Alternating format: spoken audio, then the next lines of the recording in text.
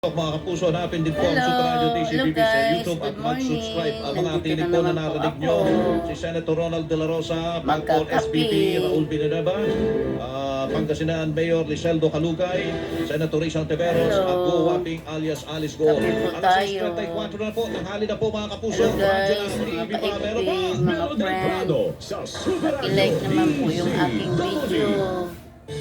Pakipalo. Mga kapuso, gusto nyo bang makatipid sa binabayarang bill ng kuryente? Ito ang ilang kuryente pid tips. Kain po tayo. Ayan, Buksan ang mga bintana at hawiin ang mga kurtina upang makapasok ang hangin sa bahay. Hindi ko naman ito maubos kasi Pulutin sa pagkakasaksak ang appliances na hindi ginagamit. Ayan.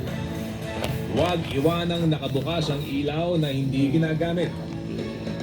Kung bibili ng appliances, iyaking energy efficient ito o mababa ang makukonsumong kuryente. Gumamit ng mga LED o energy efficient na bumbilya. Ayan po. Kung gagamitin ng aircon, itakda ang thermostat nito sa 25 degrees Celsius. Mag-kuryente pit na tayo, mga kapuso.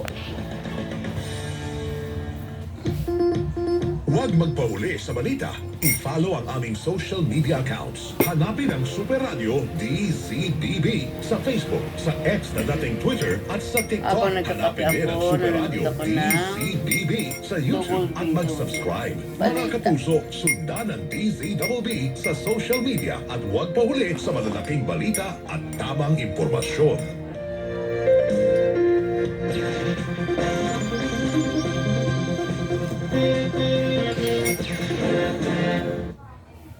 Huwag mo na subukan lumayo. Bumili kasi ako ng pagkain ng pusa ko. Walang dapat makaalam na buhay pa Tapos rin. dumaan ako doon, bumili ako ng palabok. Mapapahama ka sa gagawin mo. Gusto kong iligtas si Camille kaya ako to ginagawa. Gusto ko rin malaman ang katotohanan. Tulungan mo na ako na mapatay si Dante. Spencer.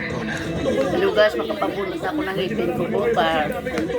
Hindi mo si Matrona, be? Hindi ko magagawa ang bagay na yan. The Penthouse, Finale Week, Monday, Wednesday through Friday, 2:30 p.m. Tuesday and Saturday, 5 p.m. on GTV. Itutuloy mo pa rin ba magpapakasal ka, Leo? Yung mangyayari lahat ng to kung hindi dahil sa Hana na yun. Kumanda sa akin ng babae niya dahil babalikan ko siya. This time, sisiguraduhin ko na siya ang magdurusa.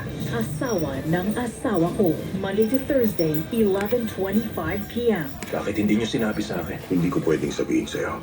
Mabuti kang anak. He has nowhere to run. Kinidnap ang pamilya ko at wanted ako sa isang murder na hindi ko ginawa. The Cold Light of Day, Wednesday, 8 p.m. on GFlix, on GTV. You're watching Double B TV on GTV.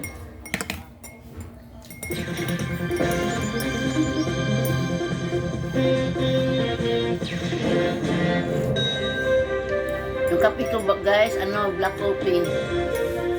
Kasi bawal sa akin 3-in-1. Shoutout pala sa aking anak na bumili ng aking gamot. Junel Aspan, binilan ako ng gamot kagabi kasi naubos na yung gamot ko. Maraming salamat na diyan mo, kung may pera ako, babawi nila ako. Wala ko pera eh.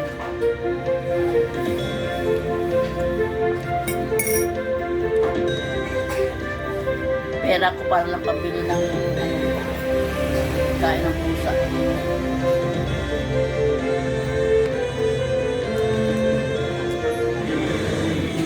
Sawa na kasi ako ng spaghetti. Alas 6:38 na po ng umaga. Wow! Si Melo Bumili ako ng palabok. Panalo! At Tapos binabati ulam natin siya isang na masugid mamaya. na taga-subaybay natin mga kapuso. Ako, Mura lang kasi doon, batang-bata tag 15 lang pa, yung 8 hotdog. years old. Ay, kita nyo, pati mga bata nanonood, nakikinig sa atin. Ha? Si Enzo Baltazar. Ayan, Sarap ng, nakapunta na sa sarap school. ng Sabi ng palabok. kanyang tito, ng kanyang uncle, na si Alvin Baltazar, palagi nakikinig sa atin to. Ayan, kaya binabati natin. Binabati natin si Enzo Baltazar, 8 years old. Yan, at masipag mag-aral, palaging sabik, pumasok sa eskwela. Ayan, Enzo Baltazar, alas 6:39 mga kapuso, nasa linya po natin, Comelec Chairman George Garcia. Kaugnay po ng online reactivation and deactivation at iba pa mga bagay paghahanda po. Lapit na po ang eleksyon natin ha. 2025 Mayo mga kapuso. Si Chairman, nasa linya na po. Chairman, magandang umaga po. Hello, Chairman. Magandang umaga po, Sir. Ay, ako tumataba, guys. Magandang umaga rin po sa mga kababayan natin. Opo. So ngayon Sa na lang po umaga. itong ating huling araw na Marami po ito. akong inaalmusal. Tama ba? Dating sa tanghali. Online reactivation. Na Minsan mga din ako reactivated nagtatanghalian. voters para sa eleksyon Pagkasipagan 2025, ako, Chairman. ayan. Tama po kayo, Sir. Magsasayang Melo. ako. Sa ngayong araw na lamang po yan. Pag Yung tinamad mga naman ako, papareactivate gusto ko talaga natin ng kumain. mga kababayan, 5.7 Bumibili ako ng isang order na kanin Yung mga na isang dapat. reactivated natin ng mga kababayan na sana ay makapagpa-reactivate. Tapos, Alam niyo po, hindi naman po pag may nahuli pera na ako, po bumibili hanggang ako ng ngayong araw ulam na dyan sa lamang anak ito. ko. Pag Ang wala, reactivation kumukuha na lang online ako. Kasi ay siyempre wala na po nakakaya reactivation naman din. hanggang September 30 pa po. Ang ating reactivation, ang ating pong registration bilang botante, papatransfer ng ating registration. Pero ngayong araw lang po talaga, pwede yung online, yung hindi na pupunta sa mga local complex natin. Ayun. So, kung gusto nila magpa-reactivate, punta sila doon sa mga tanggapan ng Comelec, Chairman. Yan po, hanggang September 30 po yan, Sir Melo, para naman po kahit paano mapagpipigyan sila at makahabol sila. At again, Sir Melo, hindi po tayo mag-e-extend ng ating registration. Masyado na po mahaba ang ibinigay natin na palugit para po sa pagpaparehistro ng mga kababayan natin. Ayun. Yung mga magpaparehistro pa lang po, pero yung reactivation, iba po ito, Chairman. Opo, iba po yan. Yung mga reactivation, hindi naman po namin na kailangan yung kanilang mga fingerprint, signatures, o yung pictures, sapagkat intact na po yan sa amin. Meron na po sa amin yan kahit na ilang beses silang hindi nakaboto sa mga iba't ibang eleksyon. Ayun. Oy, kumusta naman po ang ating paghahanda po? Kumusta pa yung mga makinang gagamitin dyan, Chairman? Natapos na po ba yung tinatawag natin na hardware acceptance test para sa lahat po ng mga makina, Chairman? Sa kasalukuyan po, kulang-kulang na 40,000 na mga makina na ang nasa atin na na-deliver sa atin po. Dapat po yung commitment nung nanalong bidder sa atin ay ito pong month of September, dapat po 30,000 na-deliver sa atin. At siyempre nung month of August, dapat 20,000. So we are expecting po na makukumpleto yung buong 50,000 bago matapos itong buwan ng September. At siyempre po doon sa ating hardware acceptance test, tayo po sa kasalukuyan ay nakaka-almost 20,000 na mga na-test. Tingnan kung kulang ba, tapat ba, naandyan ba lahat yung mga hinahanap natin na mga gamit o yung mismong parte ng mismong makina. Parang ino-audit nyo. Ano ba ang kulang pa rin eh? Pwede ba tumakbo ito? Parang tayo ay nag-receive ng delivery. Sir Melo, tinitingnan natin sa delivery. Basta gumagana ba mismo yung mga earphone? Oo. O gumagana ba mismo yung mga screen ba? Sakto ba yung specification? Oo. Yan po tinitingnan natin lahat. Parang may checklist kayo dyan, ano? Isa-isa nyo tinicheck dyan kung, ito ba, nasan yan? Nasan dito? Nasan? At gumagana ba ito? Titest pa yun. Matagal ho bang proseso yan, Chairman? Nako, magagaling naman po kasi yung mga na-train natin ng mga tauhan. So guys, kain tayo. Tingnan, subukan yung mga pinapadala sa amin, dinideliver ng mga gamit. Medyo matagal-tagal din po sapagkat sa isang araw, isang tao, makakapag-test yan ng mga hanggang 120 to 140 na mga Pagkatapos po, ano, makina. At sir? siyempre, madami po tayo mga tauhan doon sa ating Maglinis na ako ng warehouse paano. sa Binyan, Laguna. Ilan bang warehouse po natin? Isa lang?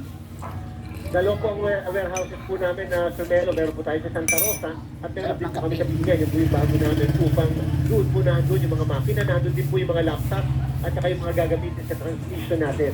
Oh, yung server po, saan po naka-store yan? Chairman? Yan po yung pinuntahan namin Sir Melo noong nakarang araw dyan po sa Bistro Makati. Meron din po tayo, dalawang Bistro Makati po ang gagamitin natin at meron din po tayo dito sa may bandang circuit sa Makati, Sir Melo. Hindi lang po namin sasabihin kung anong klaseng server yung nasa bawat data center sapagkat very critical po at saka yung security natin medyo iniiwasan din natin na magkaalaman kung ano-ano. Pero yan po, first time na pinatama natin ng mga media upang masaksihan yung mga servers natin at kung saan ito ma-store. Napaka-importante po. Yan po yung pinaka-crucial sa lahat sa araw ng eleksyon, yung mga servers. Yan po pinapadala yung mga result mula sa presinto. Iba yung supplier ng server, iba yung sa transmission, Chairman. So yung supplier po ng server, sila rin po yung nag-supply sa amin ng makina. Pero yung po sa transmission, sila po yung kumuha ng data center. Kanilang iba rin po yung kanilang sa transmission naman, yung mga facilities na gagamitin. So magkaiba po yan. Ang purpose natin, magkaroon ng check and balance. Hindi naman pwede na yung mismo may nag-supply ng makina, siya rin po yung in charge sa transmission dapat naka-counter check o nagkakaroon check and balance yung dalawa na mga aktibidad na yan. Opo. So ano pa kung kulang po natin para masabi natin na tayo Lumas kaya talagang ako kumitingin sa handa-handa, dito, lumiling Ay, filing po na certificate. Ang daming dumandaan. Sa susunod na linggo, October 1 to 8 ng Melo, para po sa national and local position. At sa November 4 to 9 naman, para sa Bangsamoro, medyo in-adjust po natin yung sa Bangsamoro. At pagkatapos po nun, ipa-finalize po namin ang listahan ng mga botante. Kasama na rin po yung filing ng mga list of nominees sa mga party list sa November to October 1 to 8. At pag na-finalize na po natin yung listahan ng mga kandidato natin, tayo po ay mag-imprenta hopefully last week ng December para matapos agad natin yung almost 70 million na balota na kinakailangan ma-imprenta. Meron nga daw kayong mga bagong in-accredit na mga party list ngayon. Ilan po ba binadagdag dyan, Chairman? Sarap. Mga 42 po, Sarap, guys. Sir Melo, ina-accredit natin ang party list pero medyo madami-dami po yung na-reject namin o na-dismiss natin sa Yan, party Rico. list. Ito pong 42 ito, Sir Melo, ay itasama doon sa mga existing o yung mga na-accredit na dati pa sa mga party list, whether nanalo o yung mga natalo na party list na pwede pa makapag-participate. So more or less po ang estimate natin, baka abutin tayo ng mga 165 hanggang 166 na party list. Wow, dami pala, no? Daming nag-aambisyon maging party list. Representative pala ngayon. Ano? Sige po, Chairman. Ano po? At Medyo... ang party list po, Sir Melo, ay 63 sa kasalukuyan ang kinakailangan mahalal ng miyembro ng House of Representatives, 20% of the entire membership ng mababang kapulungan. Sige po. Chairman, salamat po sa panahon at sa paliwanag sa amin tungkol dito sa itinatakbo ng ating paganda. Good morning po sa inyo. Good morning po, Sir Melo. Mabuhay po. Mabuhay po. Chairman George Erwin Garcia ng Commission on Elections. Mamaya kung tayo Ang oras po natin mga kapuso ay alas 6:46 na po ng umaga. Radyo na, TV pa, meron pa. Melo del Prado sa Super Radio DZBB.